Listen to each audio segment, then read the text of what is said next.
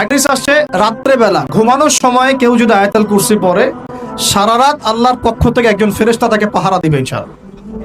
এই ফেরেশতা তো দেখা যায় না, দেখা যায়? তো কয়দিন পর যদি বলে যে যা দেখা যায় না তা বিশ্বাস করা যাবে না, আসলে কিন্তু এপিস্টেমোলজি তাদের এটাই, যা দেখে না তা বিশ্বাস করে না। পশ্চিমারা কি ফেরেশতায় বিশ্বাস করে? কেন করে না? এটা তো একটা প্রশ্ন, উত্তরটা আমি বলছি আপনাদেরকে। কারণ তাদের জ্ঞান তত্ত্ব হচ্ছে যা চোখে দেখি না, যা পরীক্ষা নিরীক্ষা পর্যবেক্ষণে আসে না, তার কোনো অস্তিত্ব নাই। এটা ওদের ফিলোসফি অফ এডুকেশন, শিক্ষা দর্শন। এটাকে আমরা ফিলোসফির ভাষায় বলি এপিস্টেমোলজি বা জ্ঞান তত্ত্ব।